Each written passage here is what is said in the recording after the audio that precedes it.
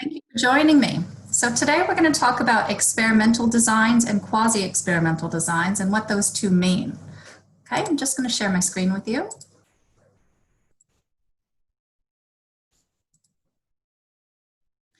Okay, so we call experimental designs also the control group method. It's the same thing, we're just using two different names, and you'll begin to understand why we use the term control group method shortly. So within our research designs, we've got an after the fact design, which is retrospective research. We're examining why something happened by taking a peek back into the past and looking at possible independent variables that caused change in our dependent variable. However, with true experimental research or the control group method, we can, as researchers, be really sure that our independent variable did cause a change in the dependent variable. Now, in social sciences and in hard sciences, we tend to call true experimental research the gold standard. And what that means is this is the absolute best evidence we have of causation. That means we're really sure by using this methodology that our independent variable is responsible for the change in our dependent variable. Now, in chemistry or in biology, true experiments are easy to use. You as the researcher have control over all your different variables. But in social sciences, it's not quite that easy. It is very difficult for a researcher to be able to control all kinds of different control variables or other background variables that might have some sort of influence on our dependent variable. But we can try, and that's where those control variables really come into play here. Now, the elements that make up a true experiment, they need to fit the following criteria. One, we need to have a control or a placebo group, okay? Now that means we need to have one group that's going to receive the experimental treatment or one group that's going to be exposed to our independent variable. And then we need to have another group which is going to receive nothing, okay? We can kind of, if we're thinking in drug trials, we can think of this as the placebo group. So they might think they're receiving a treatment, but they're actually not. So this is the people that we compare if there's any change in the dependent variable against the control group and the experimental group, we know that something has worked. Now, within experiments, we need to make sure that one variable only is manipulated. Okay, this is how, as researchers, we are absolutely sure that that independent variable caused a change in our dependent variable because we're only messing around with one. So we only want one independent variable manipulated, all right? Also, the most important part of having a true experiment or a control group design is that we want to ensure participants are randomly assigned to either the control or the experimental group. Now, what does that mean? Well, that means that we as the researchers do not pick who goes into which group. That could really open up the door for sampling bias, which we've spoken about, and it could make our results less valid.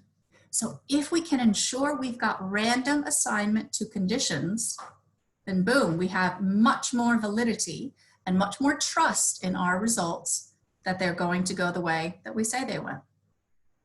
Now, when we're talking about the two different groups, the control group, that would be the group of participants that look like the experimental group, but that don't receive the treatment. So imagine we're doing a study on cancer drugs. 100 people might have pancreatic cancer and we're testing a new drug. So 50 of them might get a pill with the actual drug that we're testing, and 50 of them might be randomly assigned to get a pill with nothing. So it's nothing more than Tylenol. So we compare those people who got the real drug to those people who got nothing. And that's our experimental group and our placebo group or our control group, okay? So you can see in this model here, we have to start a true experiment or a control group design with randomization to groups, or we can call this randomization to conditions, okay? Now, Two different ways we can run a control group study. One would be with a post-test only, all right? And this is what it would look like. If we're thinking along a continuum, we've got group 1 and group 2 situated, again, randomly assigned to the conditions. And then one is exposed and one is not exposed to the independent variable. And at the 0 or at the O, that's where we would collect our data. So that means there's no pre-testing. It's not like a before and after study where we just have a time 1 and a time 2 to compare. Here, we're not concerned about time 1 and time 2 with a post-test only control group method. We're really concerned about that observation at the end after we've introduced the independent variable between group 1 and group 2. Now, as you'll see here, it says the critical requirement, that is the members of group 1 have to be on average the same in as many ways as possible to the members in group 2. Now that means that we don't want huge differences among our control variables. So we don't want one group that's all under the age of 25 and the other group all over the age of 25, because then age could really come into play when we're talking about what caused those changes in our dependent variable. The best way we can ensure that those groups look the same is if we randomly assign them to conditions. So we might have a whole 100, 200, 5,000 subject pool of 5,000 participants, and each person will be randomly assigned to who's going to be exposed to our independent variable, that's denoted by the X, and who is not going to be exposed, and that's denoted by the control group. All right, now in social sciences, it doesn't have to be a pill, okay? We can think of things like exposure to a new program or a new law. So if we think juveniles who were sentenced for felonies prior to the passage of this law, that would be our placebo group. And then juveniles who are sentenced for felonies under the new law, that could be our treatment group, all right? And again, we don't always have control as researchers randomly assigning, but that's one part of the control group method that we need to ensure. Random assignment to conditions. Now, if we consider a pre-test and a post-test, this is what we would look at. Again, we use our random assignment, group 1 and group 2. We have an initial observation at time 1. So that's where our pre-test comes into play. Same thing as a before and after study, but we're looking at two different groups here, okay? Time 1 is denoted by the O1, and time 2 denoted by the O2. Obviously, the O is going to refer to an observation or a data collection point. So when I ask you to look at a study and I say, how many times was data collected? You can say there were 2 times here. So not only can we compare pre-test to post-test, like in a before and after study, but we can compare group 1 and group 2 on both measures. So we can really be sure, as researchers, we can really be sure that that X, that independent variable, was really responsible for that change in our dependent variable, okay? So again, we're still looking at the changes here, but we can also compare time 1 to time 2, all right? Now, in drug studies, it's really easy to run what we call a blind study or a double-blind study where neither group, the researchers or the participants, know which treatment they're getting. But in social sciences, very difficult to run what we call a blind study. The researcher pretty much needs to know which group is being exposed to the independent variable because they're going to have to give the person a treatment, a new law, a new policy, a new treatment program, whatever it might look like in the social sciences, and that is very difficult to do blind or double blind, okay? But you might hear that referred to in medical or pharmaceutical studies. Now we can also use the control group method or the experimental method with repeated measures. So not just a time 1 and time 2 comparison, we can look over time, okay? So again, we would use random assignment to conditions. And again, we use random assignment because that can help us ensure the least possible differences between group 1 and group 2. When we use random assignment, we're assuming all of those background variables, those demographic variable differences, are evened out between the groups, and therefore they won't affect our dependent variable. Now, with a repeated measures design, you'll see that we still expose group 1 and group 2 to either condition, that would be the real treatment, or the placebo or no treatment. And then we can look over time, okay?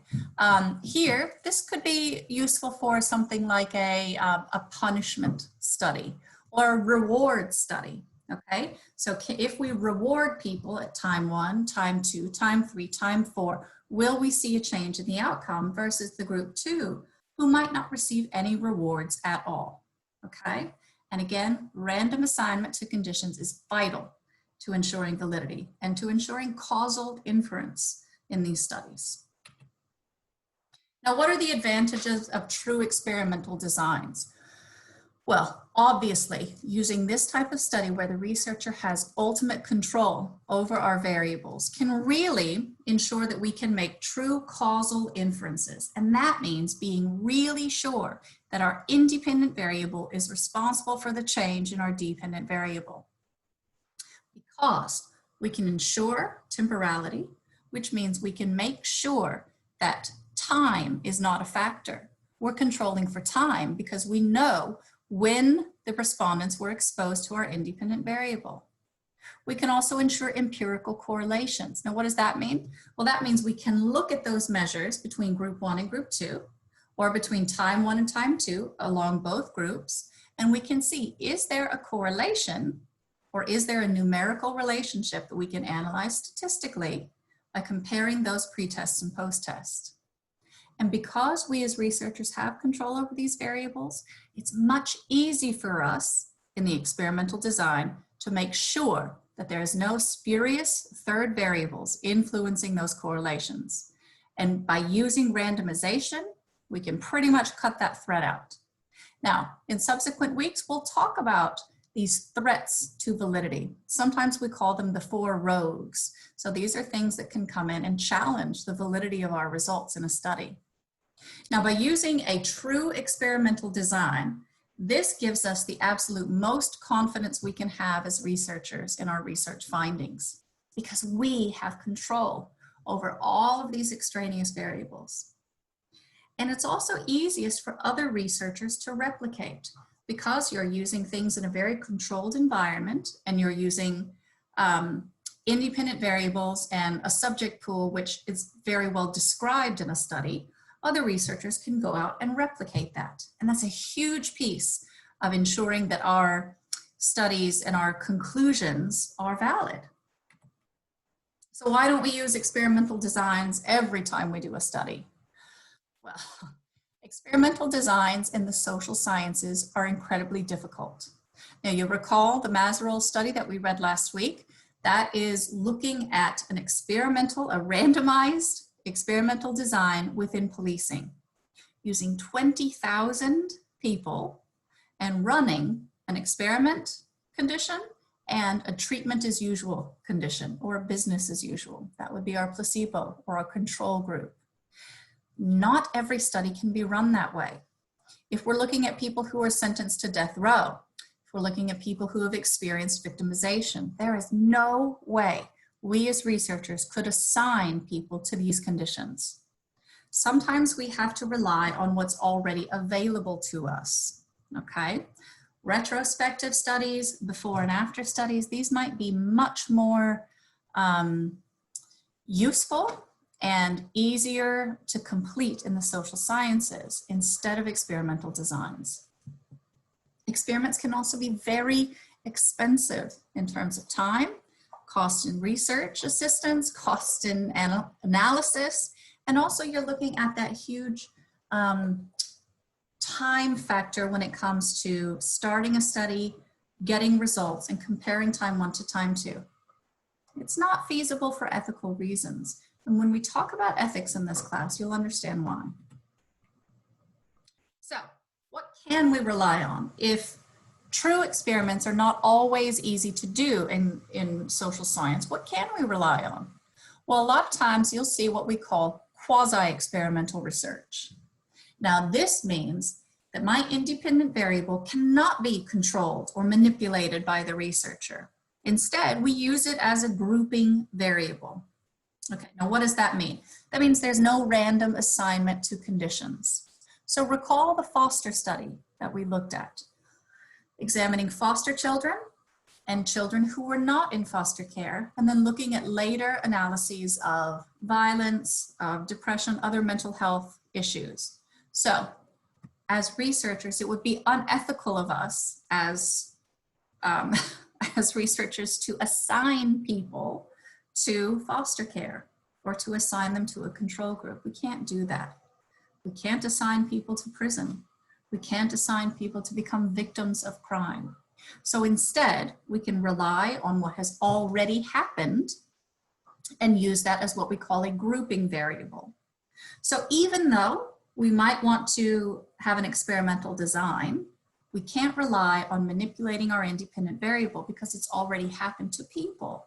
So we call it a quasi-experiment instead of a true experiment, okay? Now, if we use a control group, we can still say it's experimental.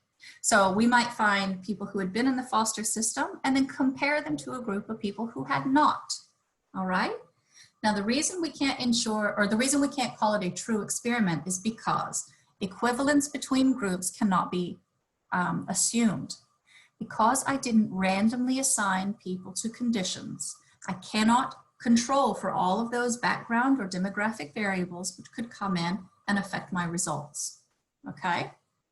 So when you hear the term quasi-experiment, that means I, as the researcher, don't have ultimate control over my independent variable, but I'm going to use it as a grouping variable anyway, all right?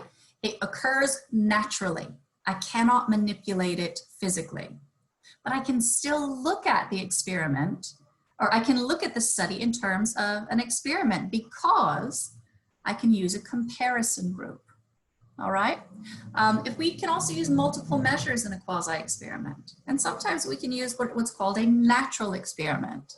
So if we're examining effects of mental health after the Fukushima tsunami, obviously, as a researcher, I cannot control when a tsunami would hit an island. However, I can look at it as an independent variable, then use a control group of other Japanese people who had not been through the tsunami and see if there are differences between those groups. Advantages of using a quasi-experimental design. Well, obviously in social sciences, these are more frequently used. They're practical, they're more feasible to conduct. You don't have to have a huge sample size, and you can't always rely on randomization. Now, we can call control groups within a quasi-experimental design comparison groups, and that's completely okay because they're not randomly assigned. Again, we can't control for everything. Quasi-experiments are more suitable for real-world and natural settings rather than true experiments. So those things, true experiments, would really take place inside of a lab, and that cannot always happen when it comes to social science.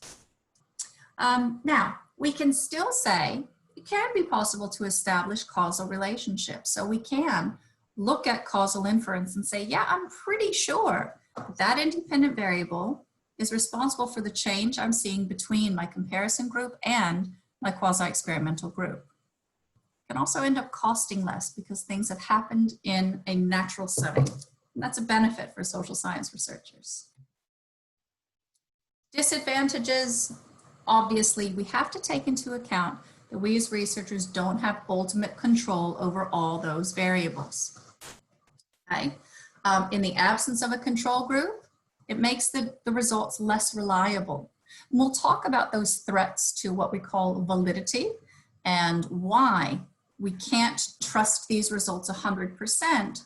When it comes to a true experiment, we are really damn sure that's why the change in our dependent variable has occurred. It's because of our independent variable.